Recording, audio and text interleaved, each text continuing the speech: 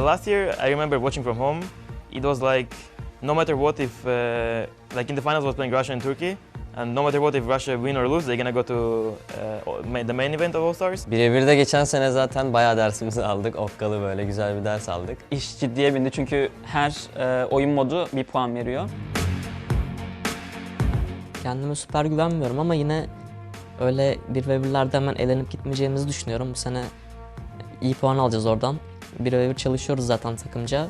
Yeah, playing 1v1 against like Turkey region is gonna be kind of tough because like most of the players from there is like really good mechanically, and that's what matters pretty much in 1v1.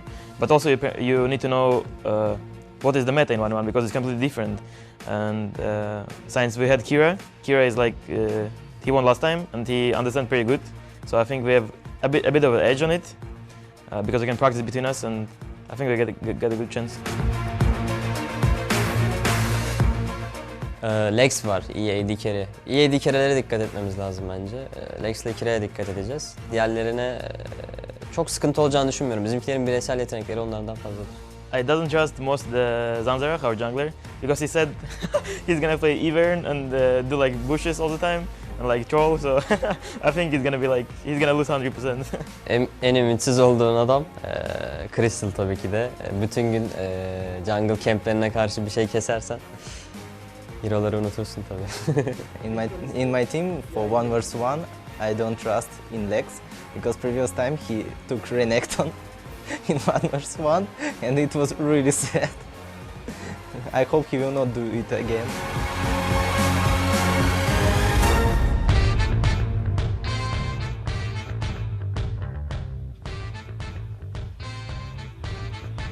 From the ICE lineup because they really need to band together. Welcome back to the IWCA, coming to you live from Barcelona. We're about to jump into day 2 of our 1v1 tournament. We have CIS and Latin America South up today for Team ICE, while Turkey and Brazil will be fighting on Team Fire's behalf. And just to give you guys a reminder of how the 1v1 format works, our 1v1s will be played on the Howling Abyss. The first player to get a kill, 100 CS, or destroy a tower will win. Now, a lot is on the line overall for the side of Team ICE, and they have to go against Brazil, Turkey, pretty much the strongest regions Fire's shown up so far. I think the most important thing to note, though, is the change is that Kira cannot carry an entire region this time. He gets one 1v1. So it's not going to be the case that just because Kira knows the map, just because Kira knows the champions, that's not enough for the CIS region. So they need, as you said, to step up as a team. And likewise on the other side then, it's Turkey's chance to finally tie for #1. Japan sitting 3-0. Of course, they were superior in their own 1v1s, and now Turkey get to settle the score if they can take down CIS. All right, guys, what do we think is going to be the make or break here? Do we think Fire can close this out 2-0 overall, or should CIS maybe be able to pull out something?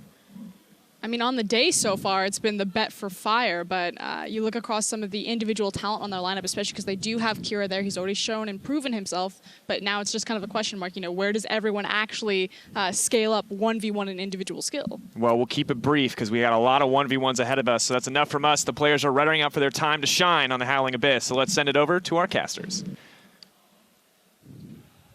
Thank you very much, Seafood, and hello, everyone. I'm, of course, Max Atlas Anderson, joined by the glorious Richard Pulse Cam.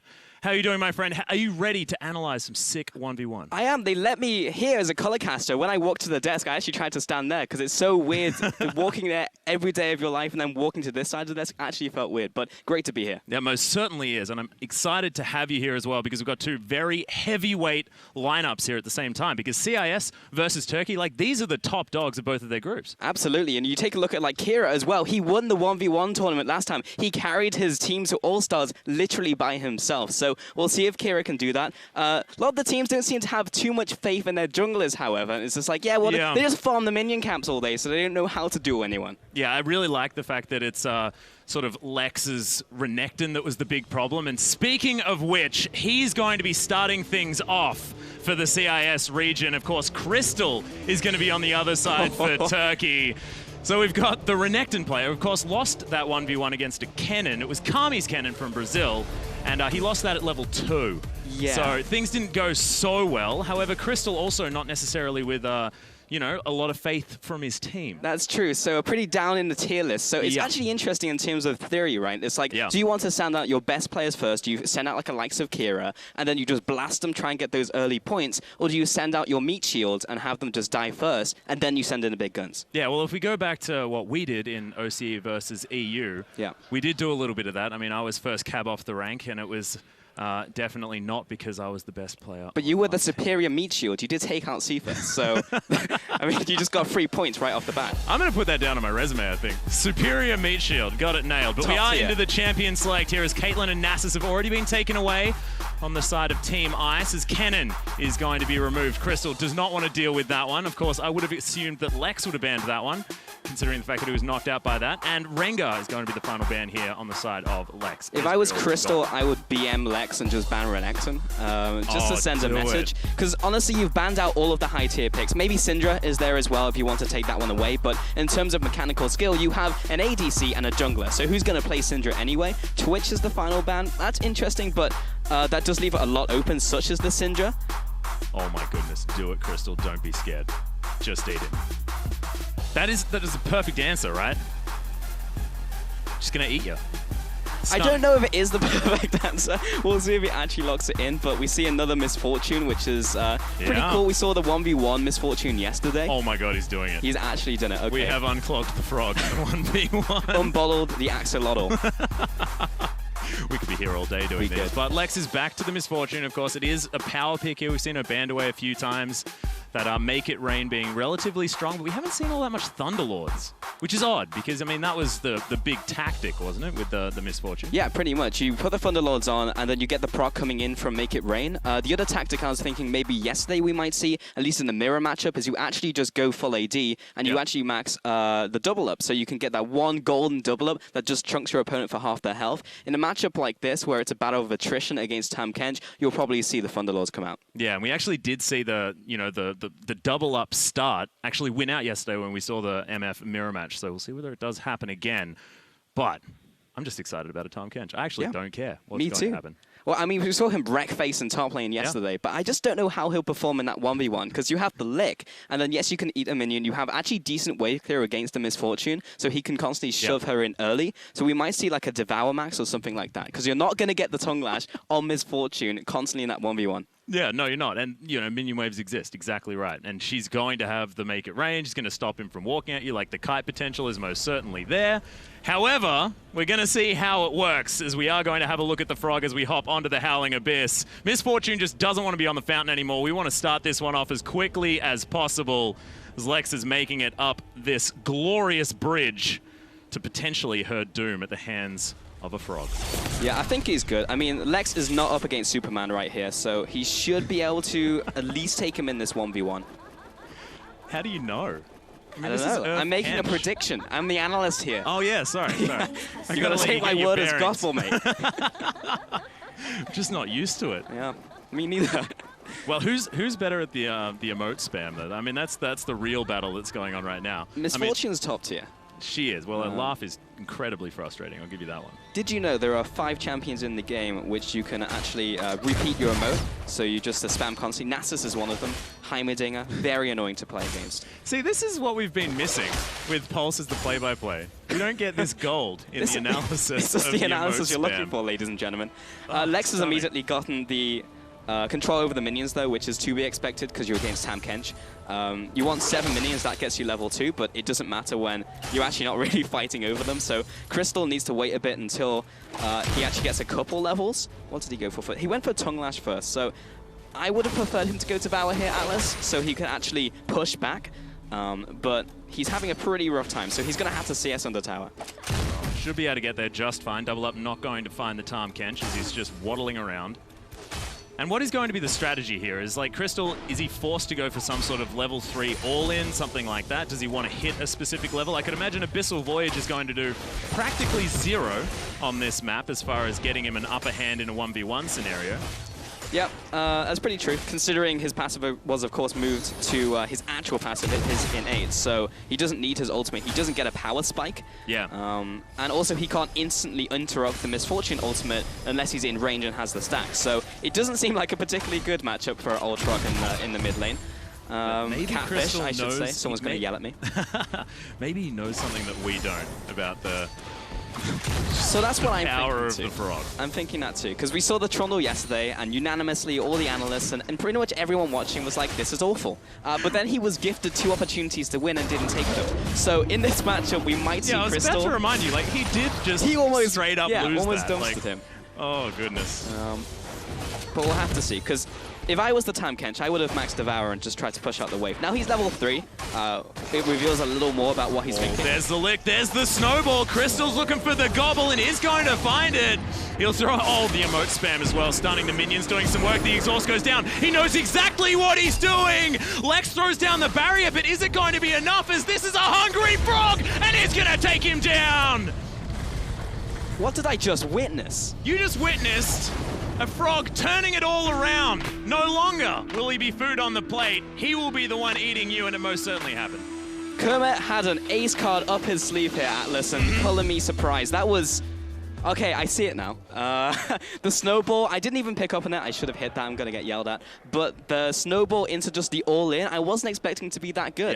Yeah. Misfortune with the Darren's Blade and no boots means she just can't run away from that. As soon as he gets 3 stacks, it's the stun, and then it's the gobble, and then you're dead. That level 3 all-in was look at how ridiculous. hungry And he he got is. the level 4 level up while going for this 1v1. The taunt as well while going for the all-in trade. That's style points. We should give them an extra point for this, I reckon. I think so too. So 2-0 right now.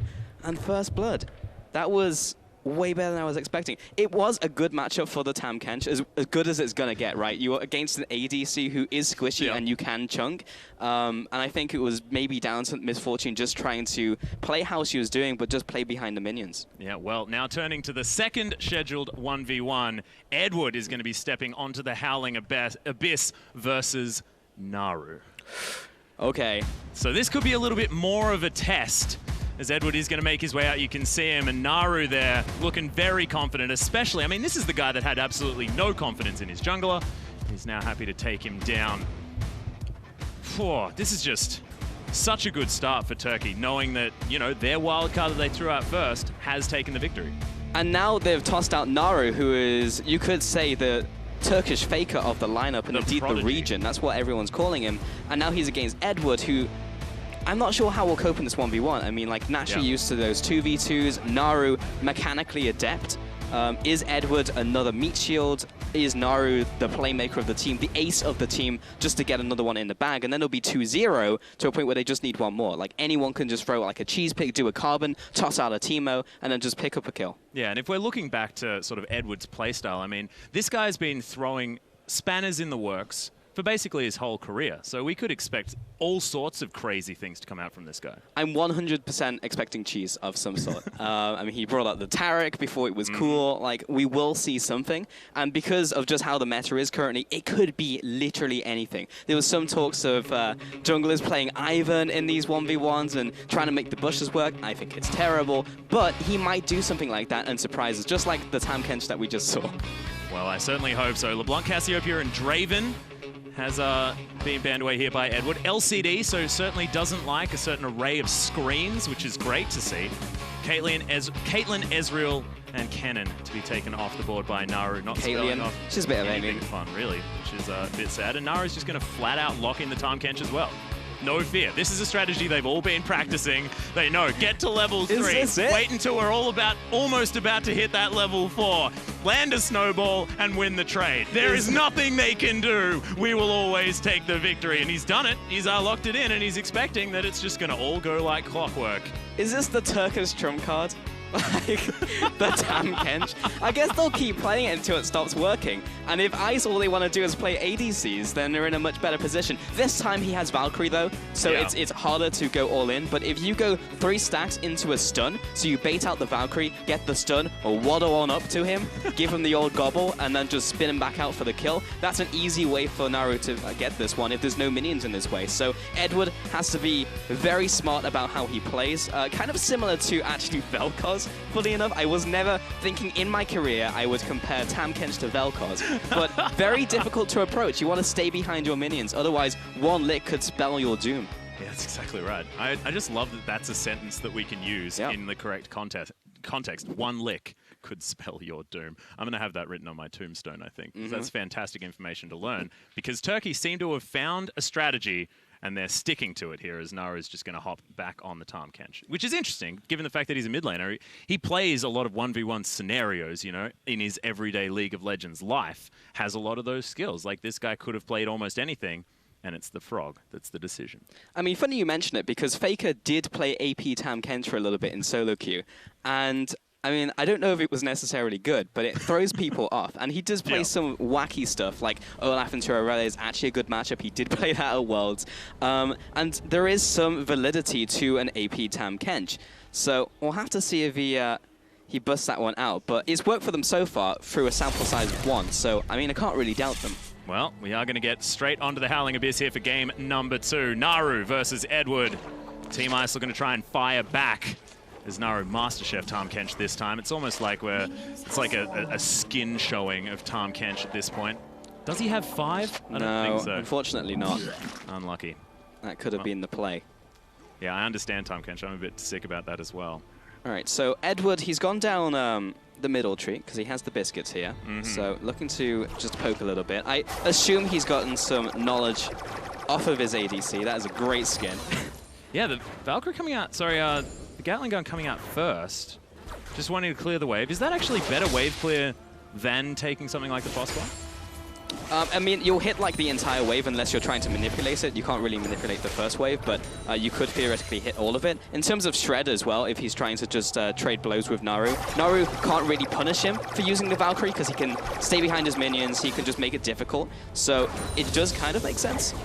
He's probably gone Fast Bomb right now. He's not really in danger of getting all-ins by Tahm Kench since he has the level advantage. So he'll go for that Valkyrie level 3 maybe, but learning from the mistakes of his ADC, then maybe he'll go for a more defensive option, but he's good. So this is turning out the same way as last game, where you get the shove off as the ADC, takes the tower shot, classic, and then Naru, he's just constantly looking for that snowball opportunity.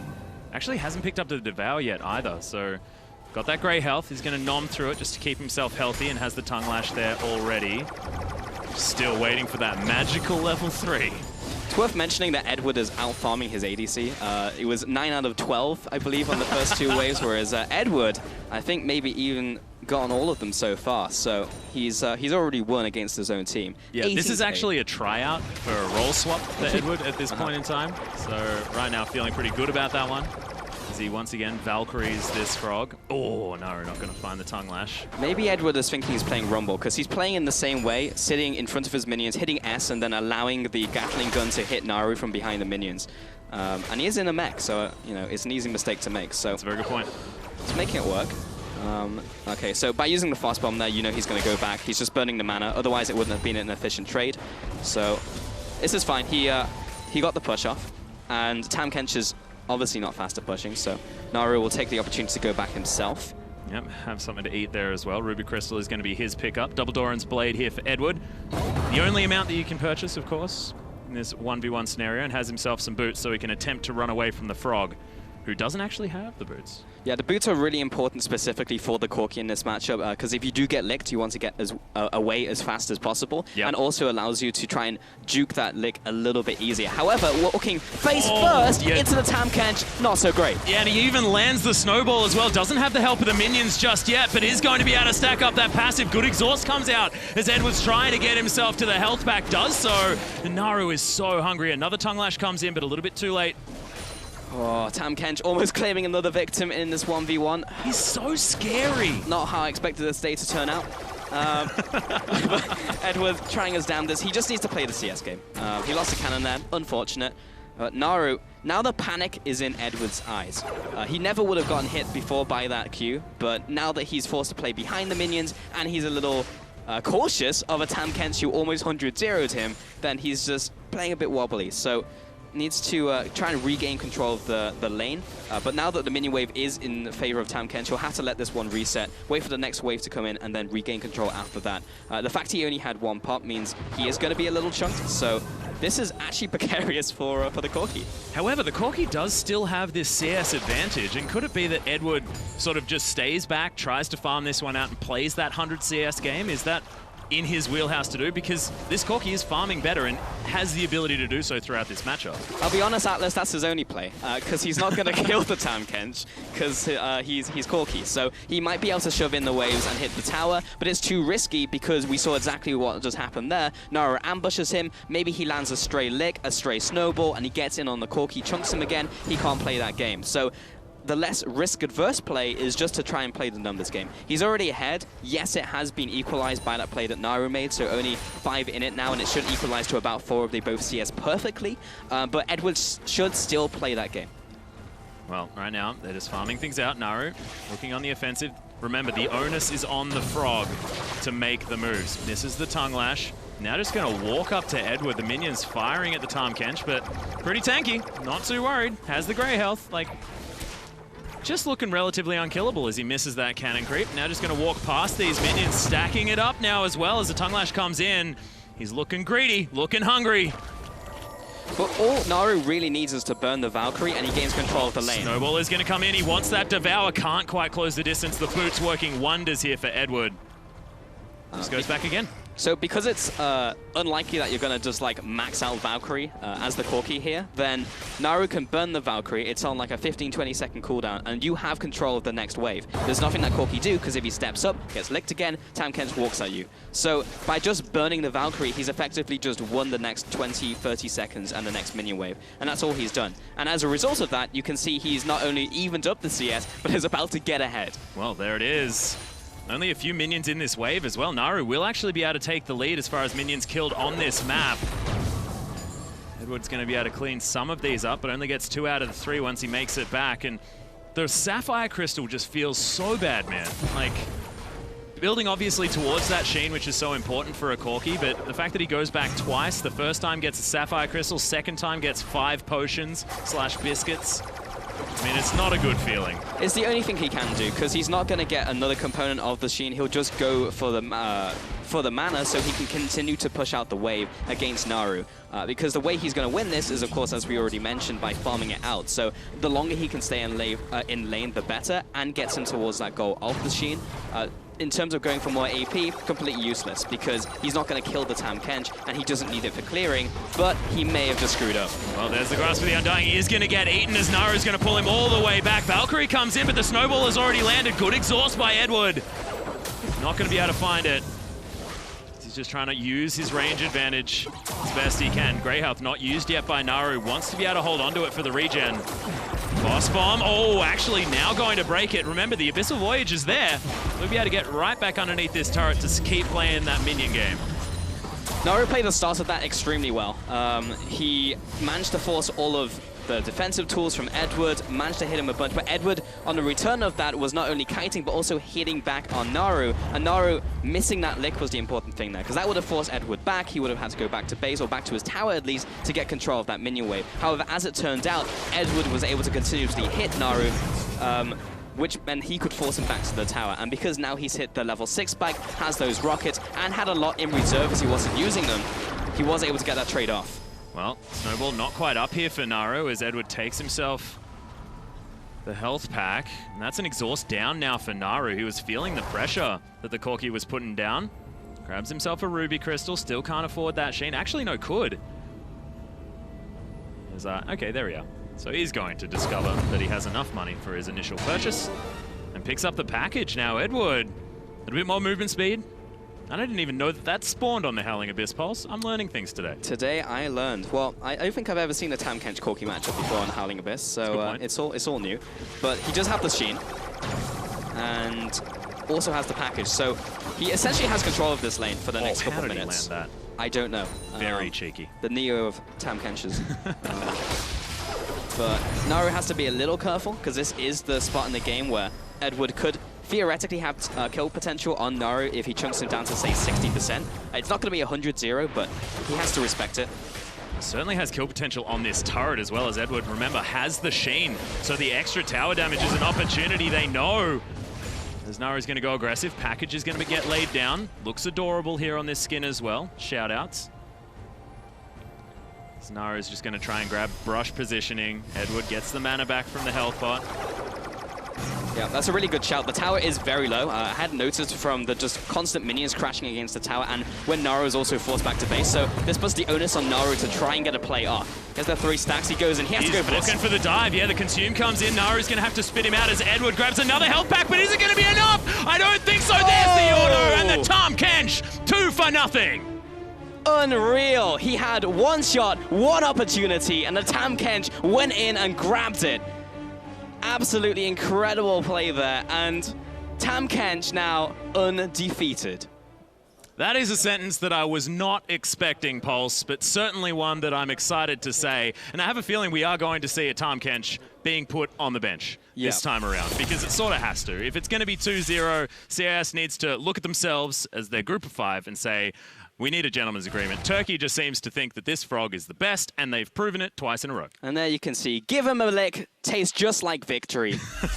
Incredible play from the Turkish lineup, from the Turkish lineup, yeah, that's the Badger. Exactly right. And look, Pulse, I understand that your brain's getting a little bit rattled because this is twice in a row that we've seen Tahm Kench, a champion that I would never have expected to be the one and only in the 1v1s. But twice in a row, he's been victorious. Yeah, I'm not sure how I feel about that. I think we just honestly need to see less ADCs. Yeah, that's definitely true. But we are up to round 3. Zanzarah, CIS jungler, is going to be coming out for Team Fire as Elwind is going to take to the stage for the Turkish lineup and Team Ice. And we saw Elwind actually wasn't all that confident as far as that 1v1 potential when we saw that feature earlier on. So we'll see whether he can pull it all together now after his team is already up 2 games. If there was a pressure-off scenario, it is now, Pulse. I mean, he doesn't need to be nervous. Stay calm and just play Tahm Kench.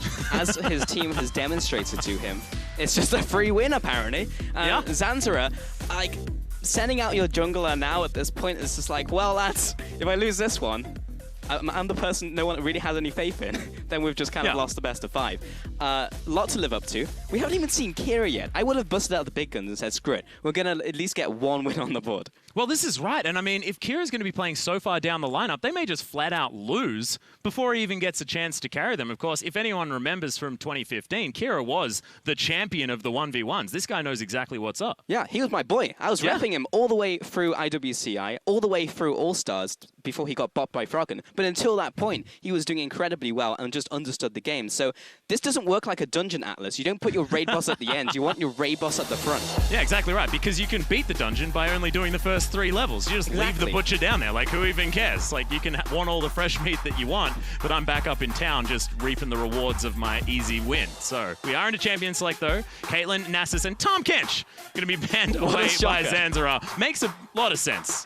As Rengar and Graves are going to take the bench on the side of Elwind. We'll see what he decides to take away last, and then what we're going to see from the Turkish lineup as round 2 of their picks of choice. Because it seems like together they have a tier list of 1v1 champions. That's actually what I wanted to talk about, because the interesting thing here at Atlas is we don't really have much of a meta. It's not like X is open, so I'm going to pick it 100%. Lucian's open, okay, bam, going to go for that Lucian. It's what cheese has our team prepared to toss at the opponent? Let's see if it works. That has left Kennen open, as we were talking on the analyst desk yesterday, that Kennen should be a pretty strong pick if Pampion's off the table, but Pampion is open, which was actually strong yesterday. So we'll see.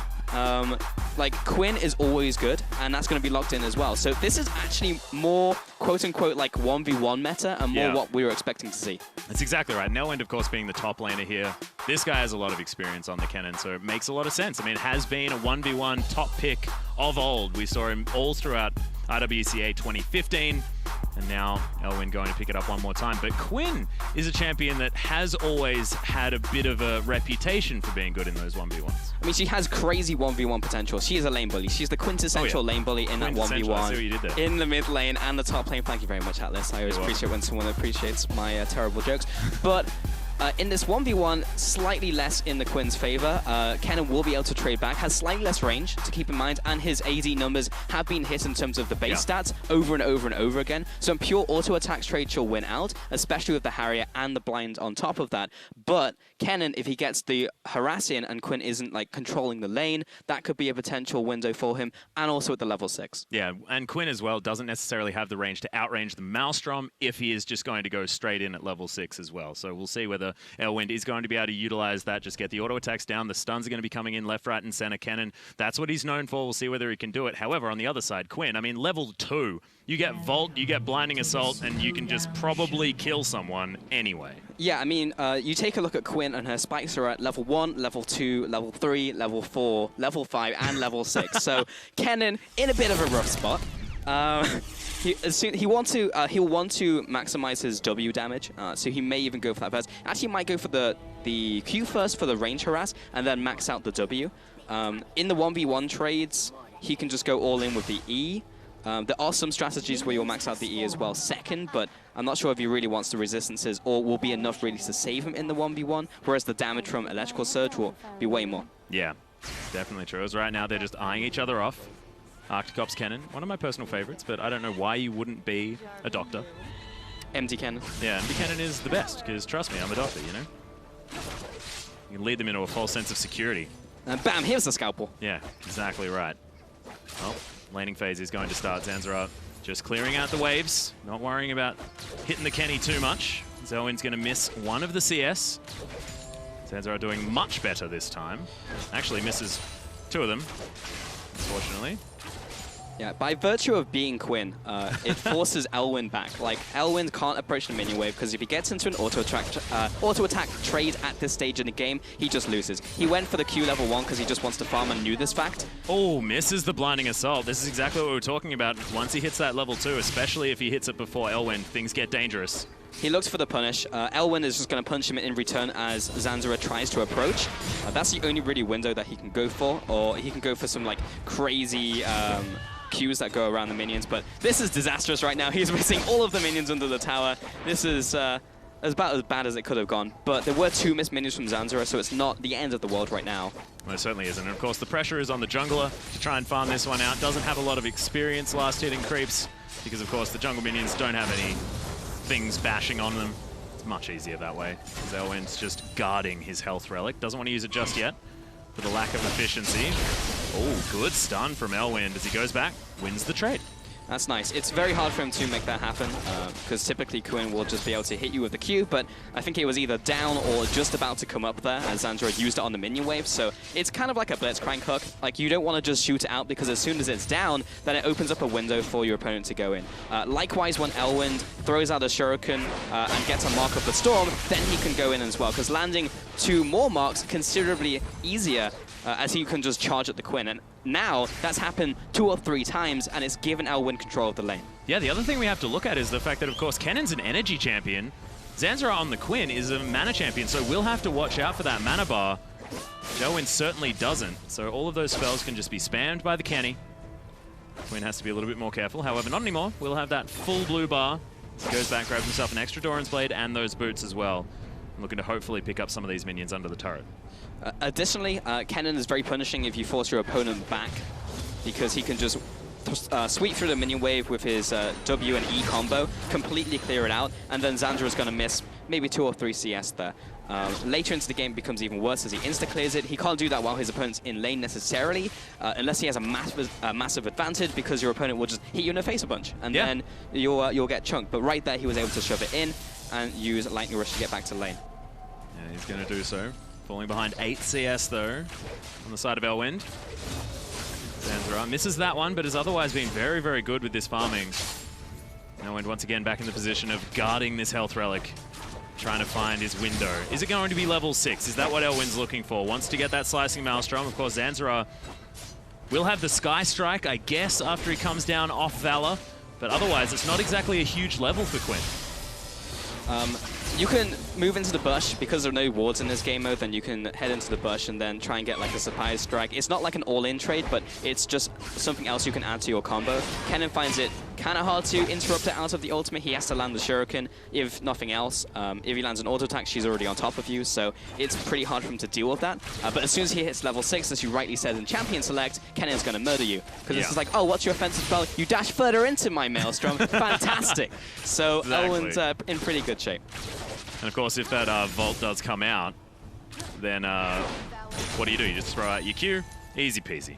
Skill shot, not even necessarily a skill shot at that stage.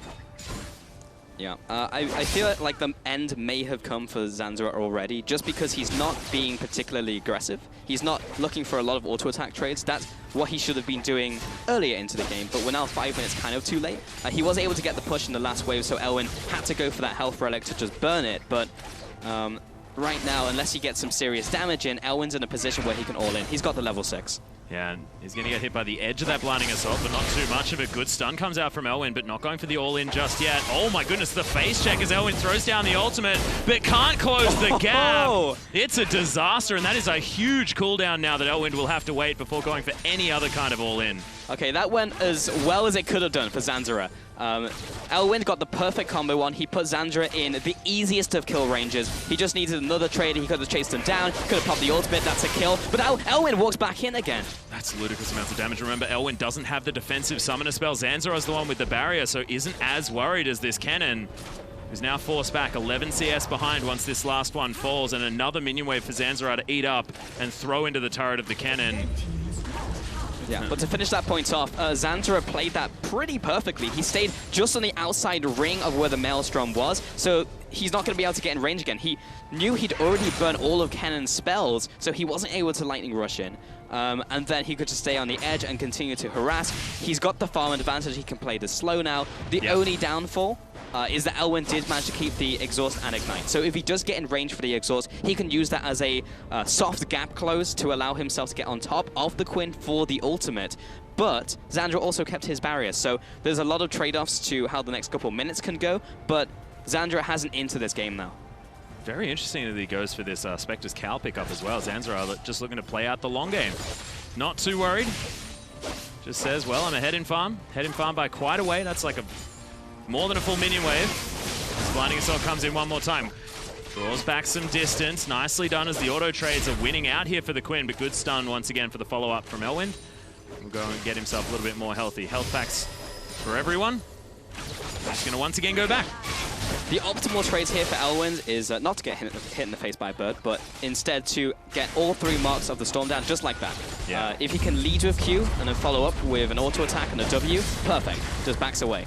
If he gets into an extended trade, I'm talking about 3-4 seconds, Quinn starts to come out on top.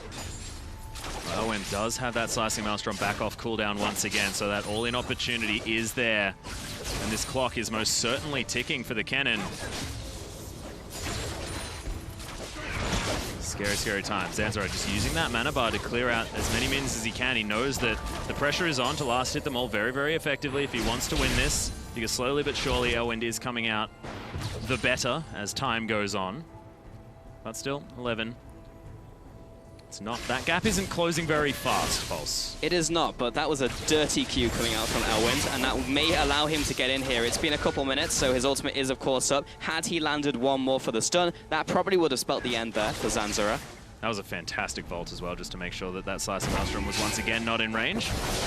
Wants to be able to see exactly what's going on. Good ignite comes in as Elwind there. He's going to close the gap now. No opportunity. Good exhaust very, very late. No, Elwind doesn't get the last auto and cancels the final one, being very scared of that turret.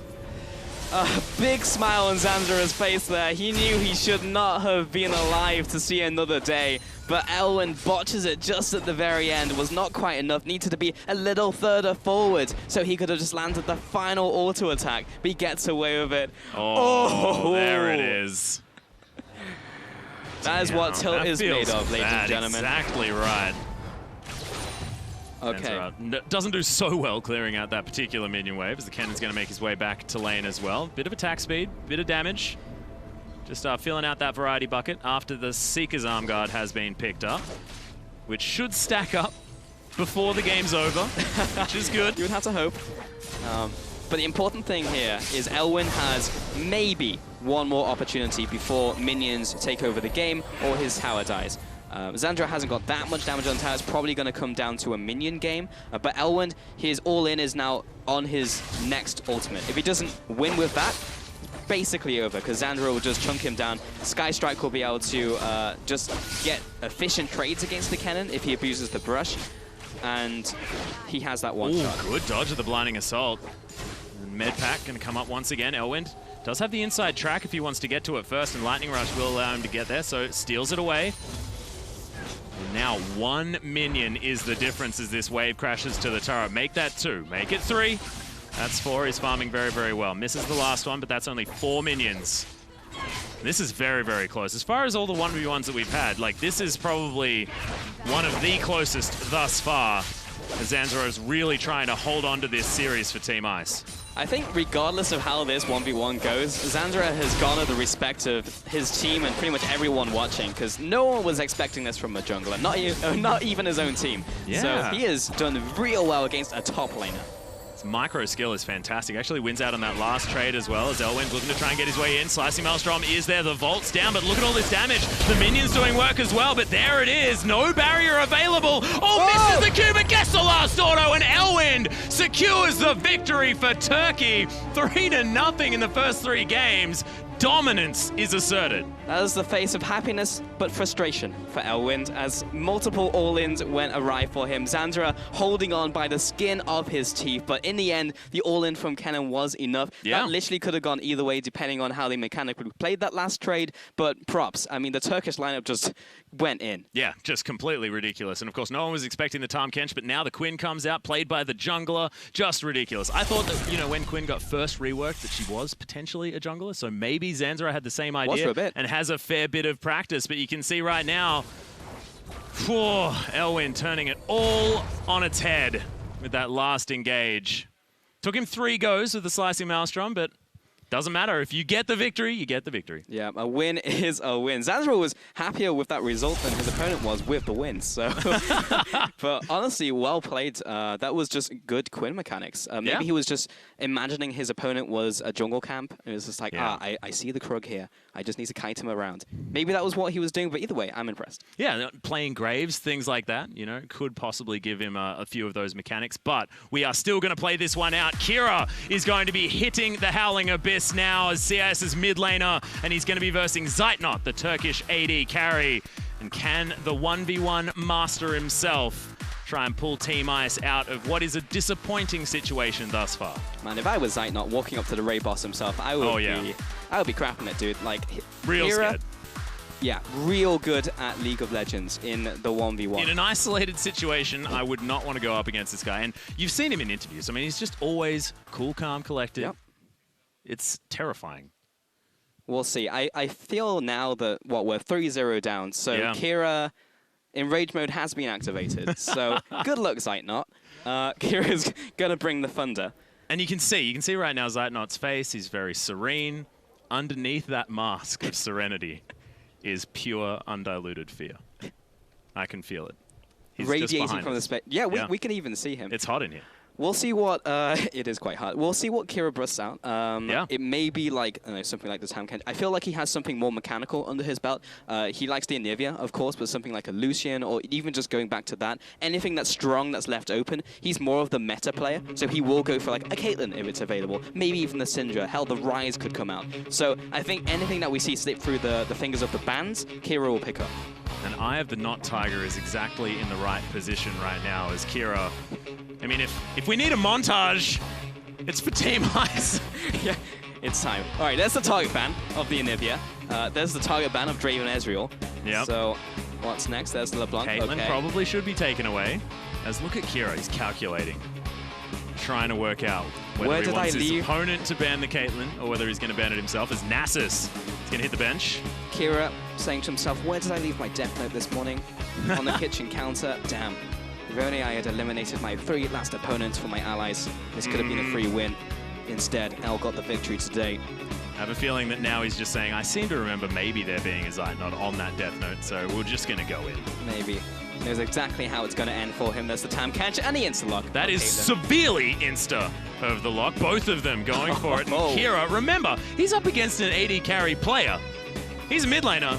He won most of his 1v1 tournament games, though, playing the Caitlyn as she inevitably slipped through the cracks as the 1v1, I guess, meta developed IWC 2015. Caitlyn, Lucian, baby. That's what Kira is all about. And yeah, I mean, the meta champion. And look at his face. So he's so ready. He's so ready. He's like, there is nothing but confidence emanating from this man. The readiest of humans. Oh, yes. I'm not even sure he is human. We're about to find out, though. It's a 1v1 machine from the future. Coming come back to exact his revenge.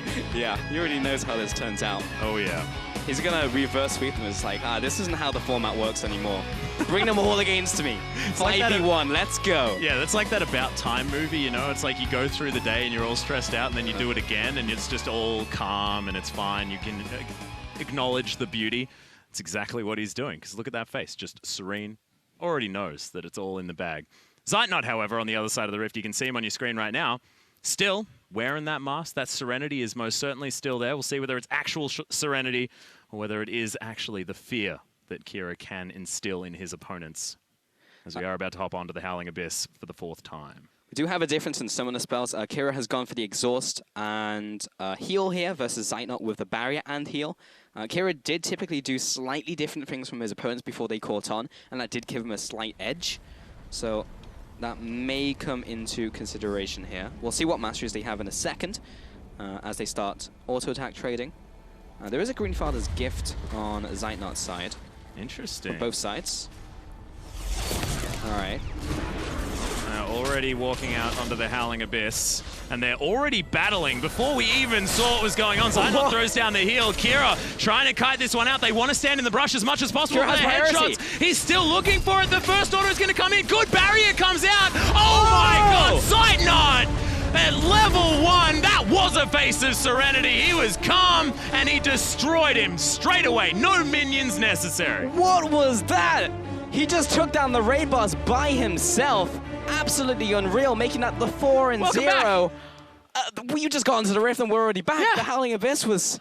What did I just witness? I have no idea, but Zietnot, he had something to prove. I feel like we talked up Kira way too far, and that is now a 4-0 sweep for Turkey. I mean, they've looked phenomenal in Assassin mode, on Summoner's Rift, now 1v1s, almost having a perfect game thus far. This team, I mean, I picked them for the favorites of this whole tournament, and they are most certainly making me look like I know something, which is often not the case. Throws down the heel. Kira trying to kite this one out. I've heard that voice before, but... Yeah, I think that's me. Maybe. I hate that guy.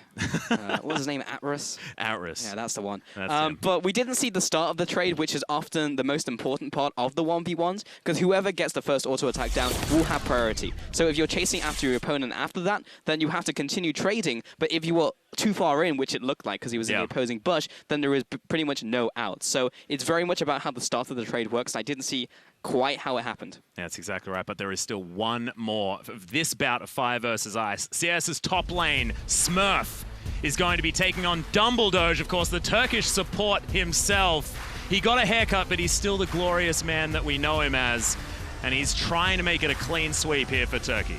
Love me some DumbleDoge. All right, let's see what type of cheese he's got ready to go, because he's the type of guy who will just bust out a Poppy support, a Bard support. He'll just go in.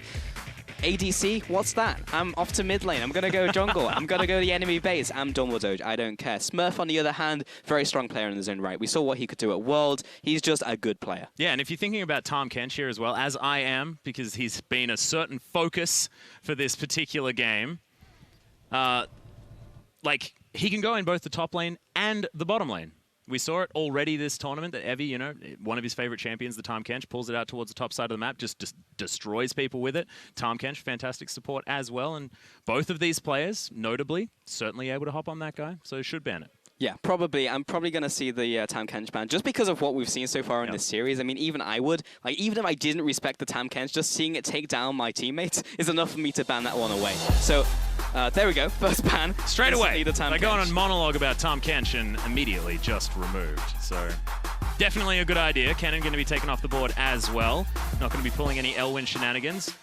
And none of this Caitlyn Mirror from last game as well, as she's going to be banned. Ezreal Karma here on the side of the CIS. TKE. Misfortune's done. Nasus snuck through. This could be CIS's opportunity. We saw Nasus do some pretty disgusting things earlier on. And LeBlanc is now going to be hovered at least by DumbleDoge, who's still considering what he wants to do. So this is how the team talk went behind stage. We're 4-0 down. We've lost the best of 9. Yep. Pick Nasus, be boring. Just try and get us a win on the board. Pick the Doge into the Doge. Pretty much, yeah. Because Nasus, He seems like an interesting pick, but his goal in life is just to E constantly, push the wave, buy a couple Doran's rings, and then if your opponent gets frustrated with their lives, then he kills you. Yeah. Because he just withers and ults you, and that's the game over. So that is what precisely what Smurf is Evan looking RL for. did. Yeah. And it worked. Opposite his opponent. Okay. Yeah. LeBlanc does have windows of kill pressure, just being an assassin in general, but he may just get ground down. Well, this is the thing. The war of attrition potentially to be on the side of the Nasus, but things have changed for LeBlanc. Of course, assassin changes are certainly upon us, and she has a heck of a lot more wave clear, so the Nasus will need to try a lot harder to farm underneath that turret, and Spirit Fire isn't exactly the best tool when you're unable to completely destroy that backline straight away and you're underneath the turret, because that tower is just going to mow them down. You're going to miss all of that farm, and that war of attrition, like we were talking about, is certainly in the hands of the LeBlanc. All right, Atlas, look at me. I am the play-by-play now. Your predictions for this game. Who do you think is going to take this one home, just based off your knowledge? All right, based on my knowledge, Turkey has won the last 4 1v1s, and I have a feeling they're probably going to do it again. DumbleDoge, also a fantastic player in his own right. My money is certainly on the Doge. And I guess it'd be on the Doge, regardless of which side of the Howling Abyss I was on, due to the fact that there's a Susan. It's almost a cop-out. Yeah, I think so too. I'm probably just going to have to give it to Smurf based on the fact that he's playing the boring auto-win champion. That is Nasus. But look at his face as well. He's just having a giggle while he's just got his boombox out. This is what you do. He's the type of guy who probably gets frustrated sometimes. It's like, you know what, I'm going to play Ignite Ghost Darius top lane. I'm going to ruin someone's day. And I'm going to go back to being good and play Fiora and stuff. But for that one game, I'm going to ruin someone. And I'm going to hope that that guy has only time to play one game. You know, he's just got back from school. I want to play one happy game of League of Legends, and then I'm going to go out. Yeah. But no, he's against a Ghost Ignite Darius top. And that's not fun. It really is not. It's a good analogy. DumbleDoge seeing whether he can change that. Spirit Fire is once again going to come out. Oh, look at that, the power of the Thunderlords. Just terrifying. Another Q. DumbleDoge theoretically winning at this point. Can't quite proc his sigil just yet. Yeah, so if anyone hasn't seen it, the play for Nasus is he pretty much outpushes anyone else. I actually don't think there's anyone else who outpushes the Nasus other than maybe Vel'Koz. But Vel'Koz is just a hard champion, so if your name is not Seros, then you probably won't just pick him. So the alternative is just to pray to God you can get it all in onto Smurf. But Smurf, he's trying his damnedest just to hit minions for his passive lifesteal, and he'll just eat the wave.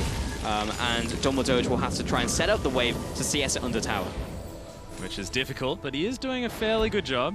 This tower isn't targeting the wrong minions. There it is. DumbleDoge just gives up on that one, says, I just don't even care.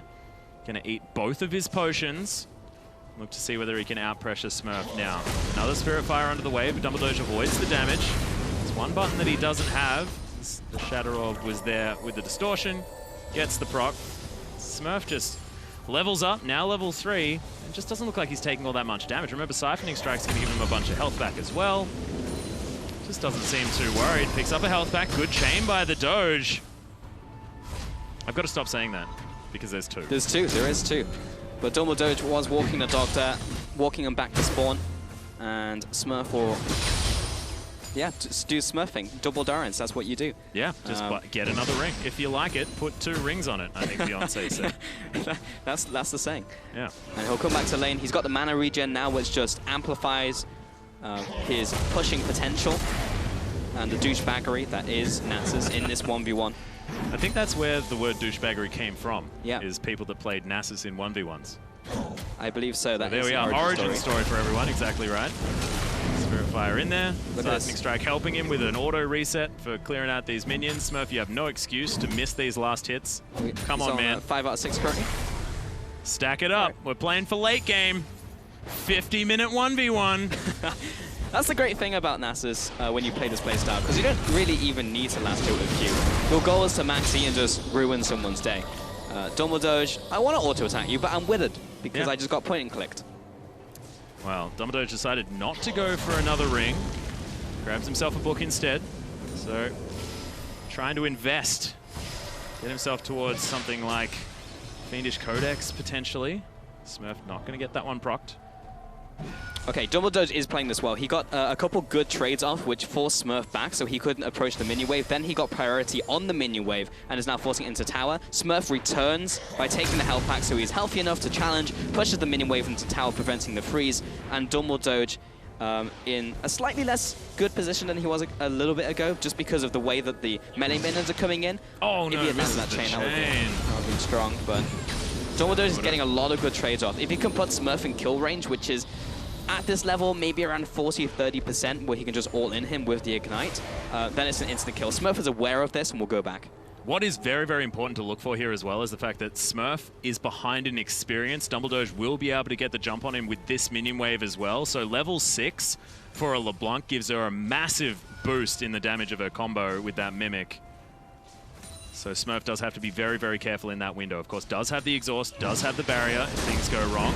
No level 6 to be gained just yet, and misses the distortion damage. Withers there. Spiritfire was doing work, and Smurf just going to walk at the LeBlanc. Shatterord goes down. This is very dangerous. Exhaust's traded. Ignite's still there. Oh my god, there it is! First blood with a massive Spiritfire and Ice on the board in Game 5. Now 4-1. We can't say clean sweep for Turkey this time, as Smurf gets some of the dignity back. However, it is still a victory for the Turkish squad, who looked so, so good throughout the day and now as well in these 1v1s. Absolutely dirty. If you want to pick up a win and you want to make sure it's not a clean sweep, you just go Nasus. And that's what the team talk must have been behind stage before he went on. Yeah. That's it, pretty much. You play Nasus. That's the Susan rule, everyone. So when in doubt, play Nasus. Certainly don't do it on Summoner's Rift, because that can end up being a little bit more boring. But let's have a look at this victory moment. The exhausts are down, and he just presses E. So the lead-up is the important thing here, because LeBlanc was so far down the lane at that point, he was just waiting for the cooldown. And as soon as it was up, just popped it. He was actually hoping for the LeBlanc to kind of corner herself between the tower and him, and depending on how far back he got. But as it turned out, he just placed down, and a couple ticks was enough to finish off the LeBlanc. Yeah, just fantastic play. But to hear more from the Team Fire victory, Hingers is standing by with DumbleDoge. Thank you, Atlas. Yes, I am right here with DumbleDoge, and unfortunately you didn't get your win in the last game, but your team did go 4-1 in that series. And now that it's over, I want to ask you, how did you go about drafting yourselves into that 1-5 order? Who went first? Like, was it best player first? How did you feel it went? Well, we decided to send the worst player first, which is Crystal, and we were thinking that he was just gonna lose, and we were hoping that they were gonna play with their best player, but it didn't go that way. Actually, Crystal won, so it was quite surprising. So you sent him out as a sacrificial lamb. Yes. Yeah. Also, what about the Tom Kench play? Talk about that. Did you guys pre-decide that going in?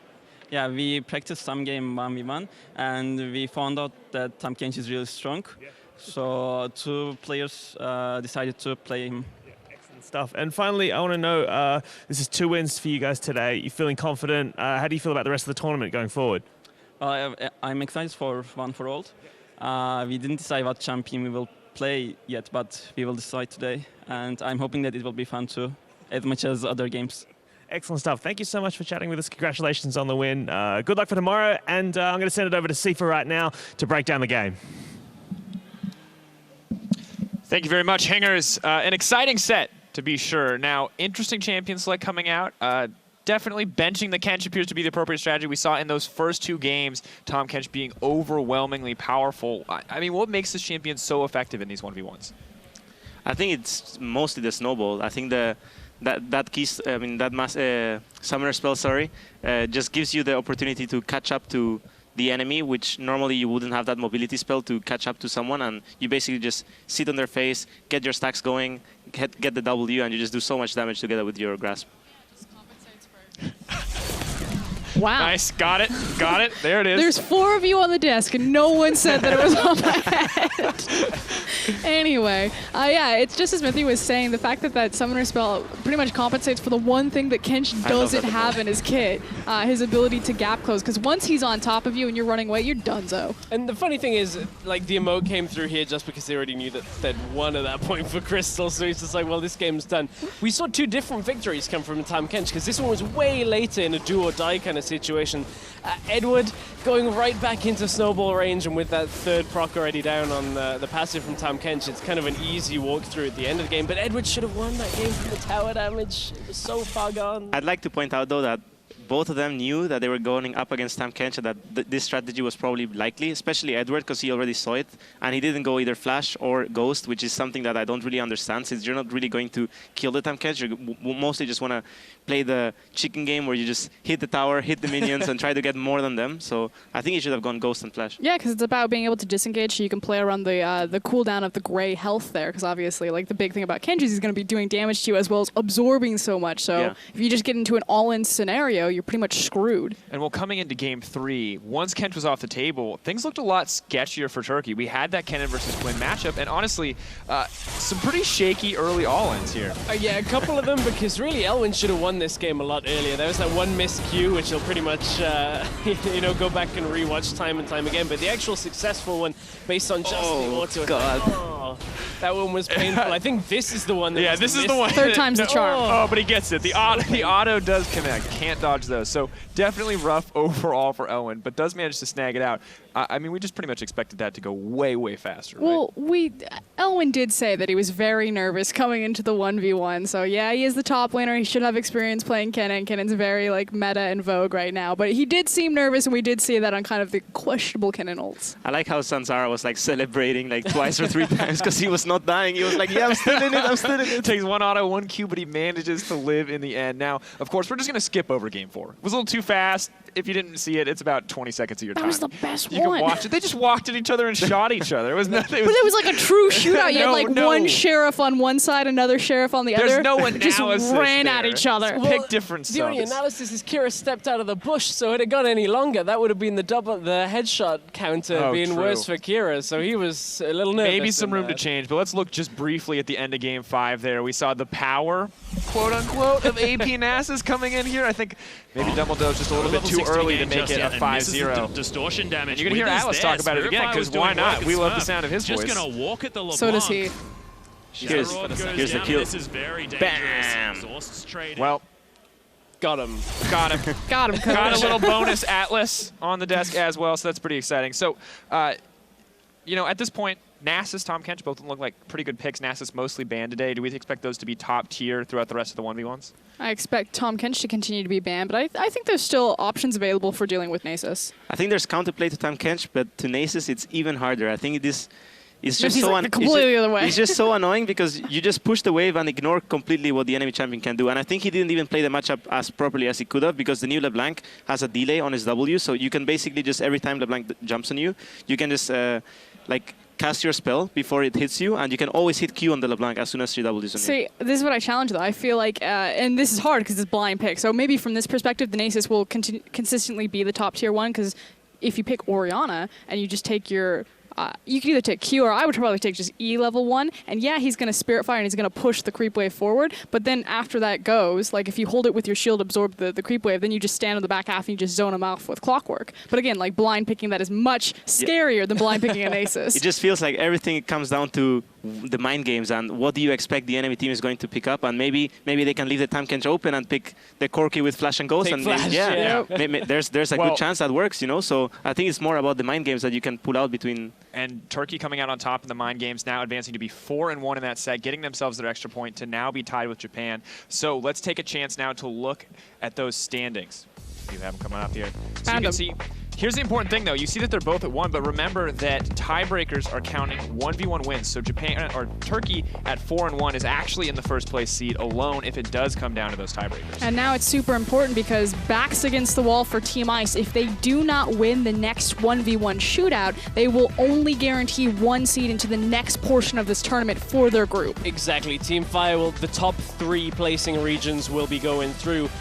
And that leaves Team Ice really, really in a bad spot, which, I mean, whoever's going through to this is going against you, right, Mithy, in next week's All-Stars? So yeah, I guess, yeah. Do you want Team Fire to have 3 teams?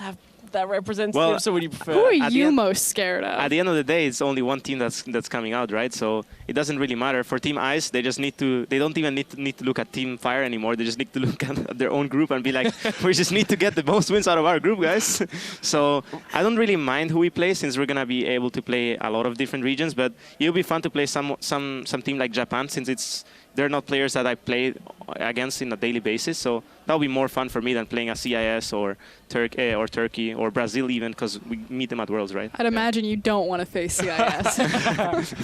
All right. Just salt in the wounds. But remember that everything is now on the line. Up next, can Brazil seal 3 spots for Team Fire on Sunday, or will Latin America South from Team Ice freeze them in their tracks? Find out when we return. Seal's ice. Seal's ice.